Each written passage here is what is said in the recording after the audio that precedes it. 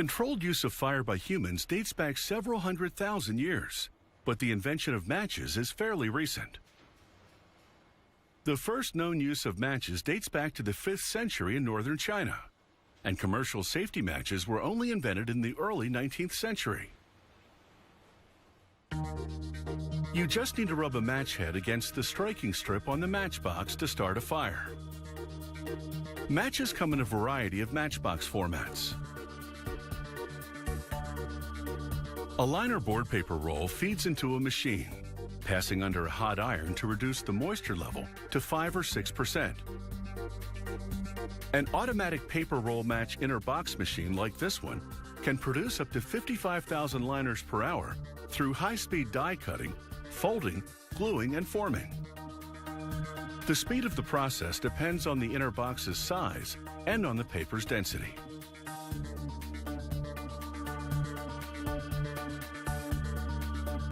The machine shoots out formed inner boxes on a conveyor at a dazzling rate of nearly 1,000 liners per minute.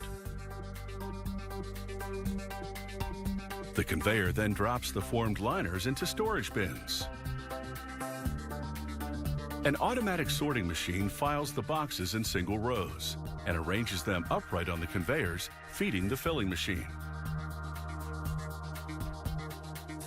In the meantime, a worker feeds pre-cut inserts to the outer box machine.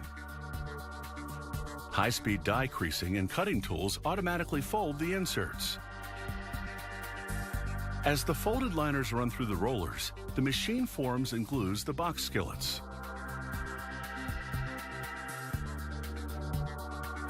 Each insert has 2 striking strips. In an industrial mixer, a worker pours gelatin capsules over potassium chlorate. Gelatin serves as a binder for the match head compound. The worker adds hot water before he starts the mixer to dissolve the gelatin, which combines itself with the potassium powder. The worker then adds silica granules, which act as a combustion controlling agent. He rinses the sides of the mixer with water as the compound mixture reduces. After about 40 minutes, when the mixture is liquid, the worker adds red coloring, as well as other compounds that make the match head burn more vigorously. On the splint production line, a worker inspects a batch of splintered aspen wood, impregnated with ammonium phosphate to prevent afterglow. The splints run over perforated plates to shake off any residue or waste. Then they go through a machine which automatically discards broken or undersized splints. The splints now reach the match dipping line, where the perforated steel match bar runs down an endless chain. The automatic feeder inserts over 2 million splints per hour into the sockets of the match bar. The splints first get a paraffin coating. While a mixer keeps the match head compound liquid, the loaded match bar lowers the splints to dip their heads in. After 5 seconds, the match bar moves back up, and the head compound mixture flows down into the mixing pan to be renewed, before another section of the match bar moves in.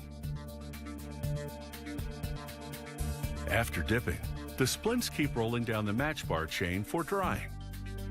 The chain loops up and down for about 1 hour, leaving the match head compound time to dry slowly and thoroughly. Once the heads are dry, the finished matches are ready for packaging. But first, the filling machine routes the outer and inner matchbox liners onto parallel conveyors. On a high-speed line, the machine can process at least 500 boxes per minute. The finished matches finally come off the match bar, and the filling machine places them into the inside liner. At this point, the machine processes about 200 matches per second. The filling machine pushes the inner liner to the outer skillet. The machine is calibrated to fill each box with a set amount of matches and reject the extra ones. Filled boxes come out on a packaging conveyor. You can find them in small cartons, medium-sized packages, or heavy-duty crates. But it takes just a single match to light your fire.